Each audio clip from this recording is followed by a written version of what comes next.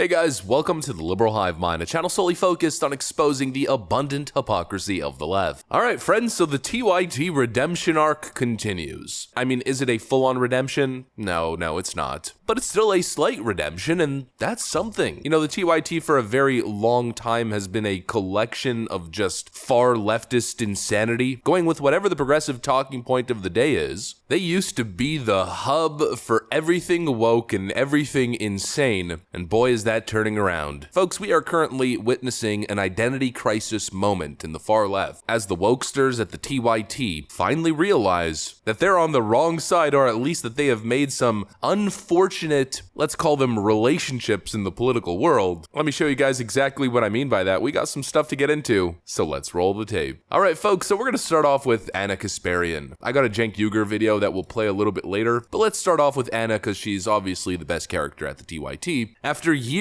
of the TYT pushing race grifting, race baiting, identity politics, nonsense stories. Whenever a white person commits an atrocity, it's white MAGA extremism. Whenever a black person does something, of course, you know, they flip the script. These are the same people who claim that Kyle Rittenhouse was a racially motivated mass shooter. Now, all of a sudden, it seems like they're coming to a realization that the race grift is toxic and should be totally condemned. The idea that she is now facing criticism and prosecution simply because she happens to be a black woman is ridiculous, and yet another example of providing cover for illegal behavior, bad behavior, by using and weaponizing race.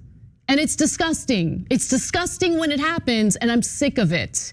And the reason why I'm so angry about this at this point is because, honestly, our side of the political aisle loves to provide cover for it, and I find it gross, and I'm done doing it. I'm done trying to be understanding toward that perspective. I'm not understanding anymore. It is destroying communities. It is mostly victimizing majority black and brown communities.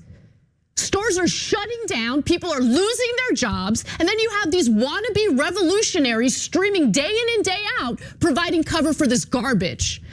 I'm not into it. It's stupid, and I'm glad she got arrested. Great. For those of you guys who are confused of the context, this is Meatball.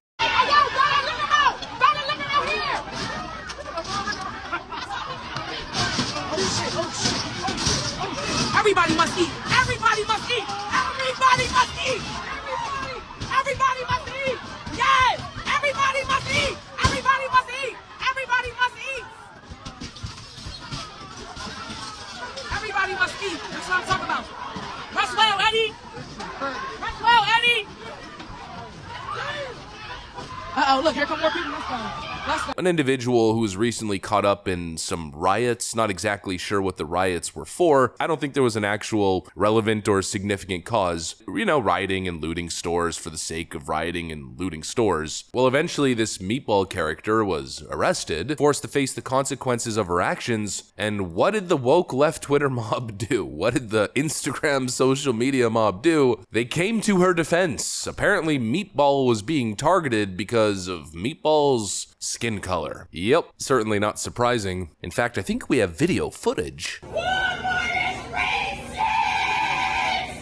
Walmart is racist! Now, don't accuse me of fake news. That was a joke. Totally different situation, but also not totally different situation. But getting back to the point, I think Anna Kasparian described it correctly. In fact, I think Anna Kasparian made the same point that I've been making in a lot of the videos that I've made on the topic, that the whole race thing is used as a cover. Anna Kasparian said this specifically. And yet another example of providing cover for illegal behavior, bad behavior, by using and weaponizing race. Yeah, exactly. It's used as a cover, as a defense, as a shield to justify and defend horrible, in many cases, criminal behavior. It seems as though the left is finally coming to the conclusion that identity politics is toxic. That obviously if you form or create this narrative of victims and oppressors, that those who fall under the victim category or the perceived victim category, well, chances are a good chunk of individuals part of that community are going to kind of dig their heels in and dig into the identity defense, and boom, you have the perfect excuse or the perfect defense for literally any trouble that you get into. And it gets even more destructive and toxic than that. It goes beyond just individual cases where people try to avoid the consequences or taking responsibility for their actions. It plays out in the exact same way on the cultural and political front. You know, race should not be used as an argument. Is it sometimes a factor? Absolutely. But the moment you go there, the moment you make it a thing, you open up a can of worms that probably should stay closed. Because nothing good comes of it. Nothing good comes of justifying criminal behavior, attempting to rebrand criminal behavior as seeking social justice or somehow related to social justice, or some sort of social inequality or injustice. Again, Anna Kasparian hit the nail on the head. She said, "I am done trying to be understanding towards that perspective." You know what? What I think people really need to be done with is the criminal element. That is what I boil this whole thing to every single time. Democrats have formed a marriage, a relationship with criminals. Whether it's the cartel on the southern border, or those who their first act as they enter the country is a crime by illegally entering the country, whether it's supporting the organized gangs of roaming shoplifters or the massive mobs storming, looting Foot Locker, Walmart, and Target, Democrats have aligned themselves with criminals. I mean, objectively so. I don't think they're at the round table with El Chapo, but they continuously justify and defend crime. And it seems as though there's a certain element of the left that's waking up and saying, whoa, this isn't going to work with ordinary citizens. This is insane. And so that's what we're seeing with Anna Kasparian. It's literally the description of my YouTube channel. If you go to the About section, it says, "Former liberal looking to shine light on the hypocrisy that pushed me away from the left." It's the same thing. It's the woke leftist insanity, the hypocrisy, the craziness that pushes people away. We're currently seeing Anna Kasparian and even Cenk Uygur slowly being pushed away from the far radical left. Here's the second example. We got Cenk Uygur interacting with his nephew, Twitch TV's own Hassan Piker. It's not recidivism. You're just talking past reality. You guys are going into the... Hold on. You guys are going into stores.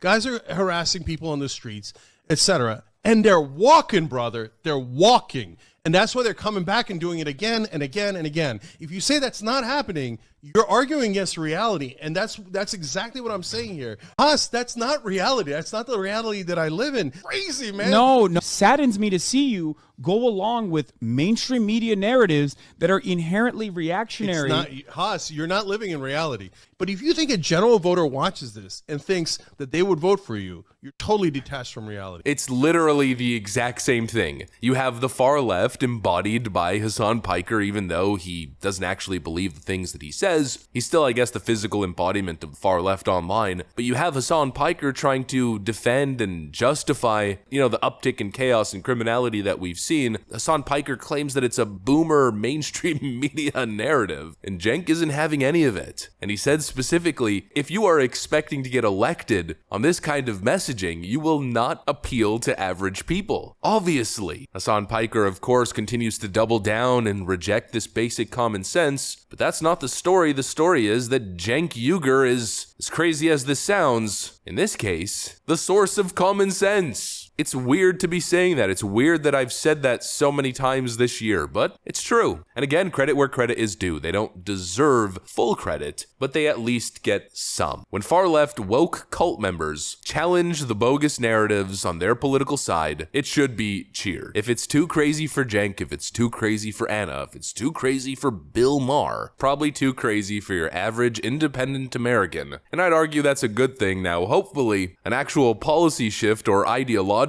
shift proceeds as a result. You know, hopefully the left comes back towards the center at least a little bit, because obviously that's a good thing for everyone. Who would have thought that a political ideology based on justifying running cover and defending criminals would be unsustainable? You learn new things every day. That's what I got for you guys, though. Hopefully you enjoyed this video. If you did, make sure to leave a like and possibly subscribe to the channel. Thanks for watching, and I'll see you on the next one.